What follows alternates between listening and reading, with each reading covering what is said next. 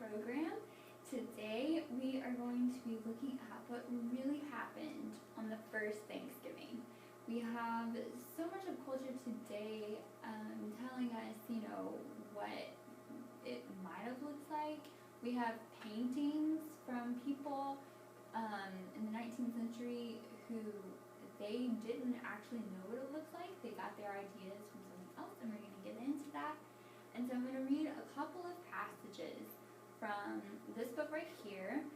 It's from National Geographic Society, and it's called 1621, A New Look at Thanksgiving. And they've gone in and they've done research, and historians have figured out what they wore and what they must have eaten, and tried to figure out as best as they could exactly what happened between the Native Americans and what we call now Pilgrims.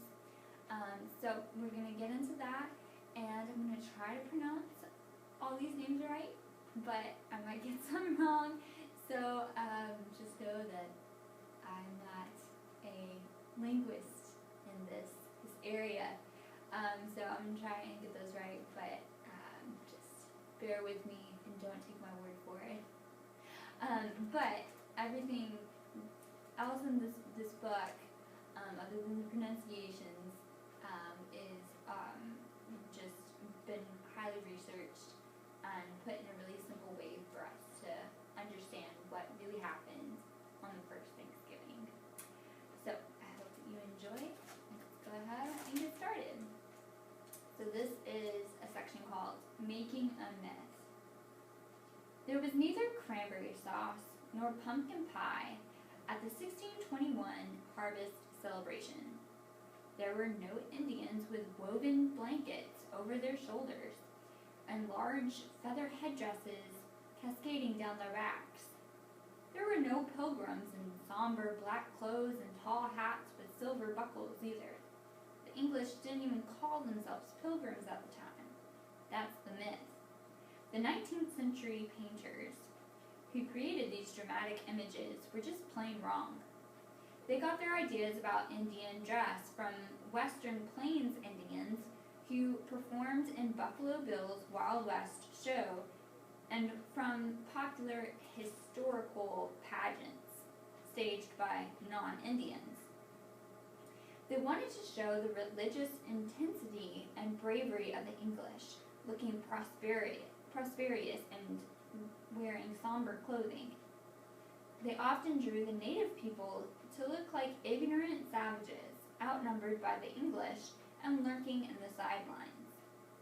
These images have been reproduced in so many schoolrooms and pageants and illustrations that people think they must be true. At Plymouth Plantation, a living history museum of 17th century Plymouth, visitors see staff in carefully researched clothing wearing doublets and waistcoats in shades of red, yellow, blue, or purple. Visitors are often surprised by how colorful English garments were. They are equally surprised to see the beautifully decorated wampum clothing fashioned from deerskin, elk hide, moose hide, and fur. Thorough scholarship, authentic craftsmanship, and careful attention to all the museum's historical details allow Plymouth Plantation to offer a more accurate picture of the past. Okay, and then this is the second reading. It's also pretty short, and this is called The Harvest. So this is what the Thanksgiving really looks like. So it looks at what we've come to see what might have happened and the myth behind it and why that myth came about, and now we're going to be looking at what really happened. So, in December of 1621, colonist Edward Winslow wrote a letter that briefly described the year's harvest. In 1622, this letter was included in a publication describing the beginnings of the new English plantation at Plymouth. Winslow wrote, "Our harvest being gotten in, our governor sent 4 men on fowling, so we might, after a special manner, rejoice together after we gather the fruits of our labors. They, 4 in one day, killed as much fowl as, with a little help besides, serves the company almost a week. At which time, amongst the other recreations, we exercised our arms, many of the Indians coming among us, and among the rest of their greatest king, Mazuit, or Mazasuit, don't take my word for that, with some 90 men, whom 3 days were entertained and feasted. And they went out and killed 5 deer, which they brought to the plantation and bestowed on our governor and upon the captain and others. And although it may not always be plentiful as it was at the time with us, yet the goodness of God we are so far from want that we often wish you partakers of our plenty. Over time, Winslow's account of the harvest event has become the bias for the myth of the first Thanksgiving. What actually happened during the 3 days that English colonists and wampum people met and ate together? First, let's look at some of the events leading up to it.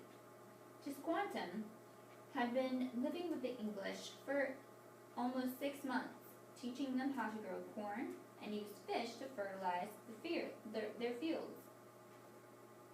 He and Hobomac acted as translators and go-betweens for Masuit. In early summer, William Bradford sent Edward Winslow and Stephen Hopkins to Pokanoket.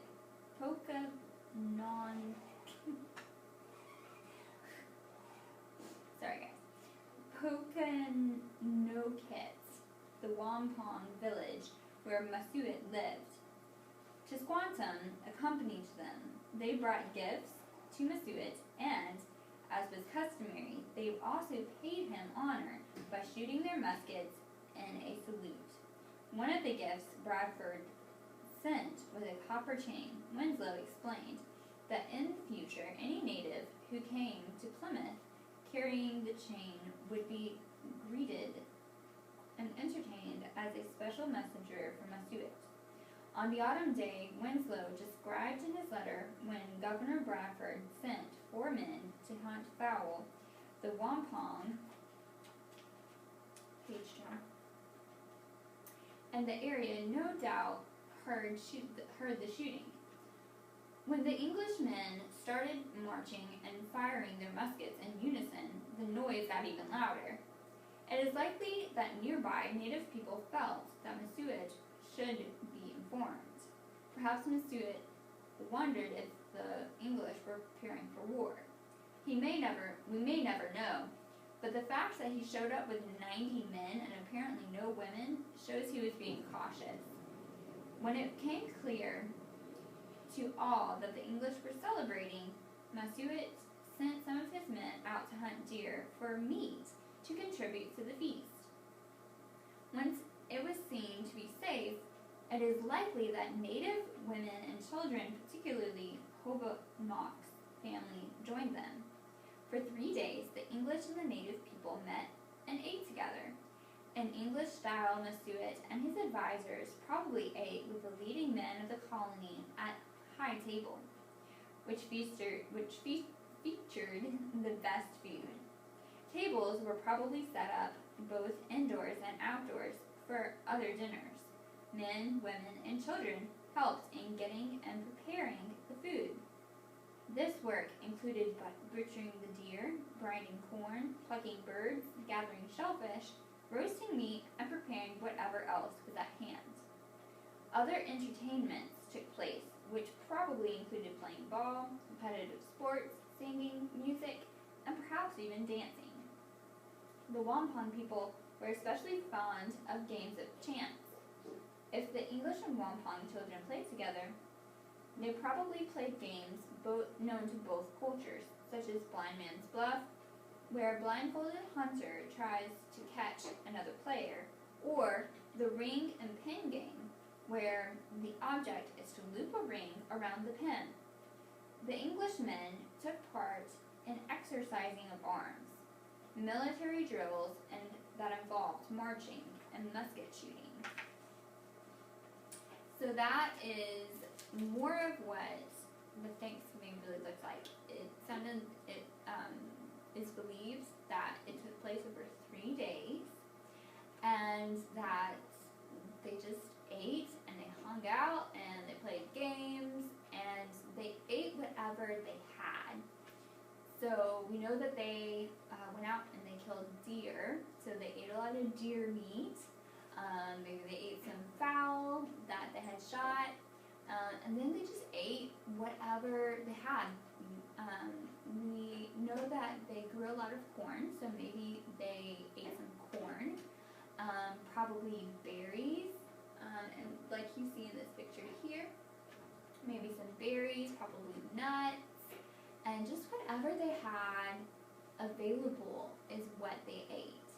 So today we have so many things available to us in America because we have so much food shipped to us from other areas, and we also have so many farmers who have the technology to grow tons of food for just the whole country.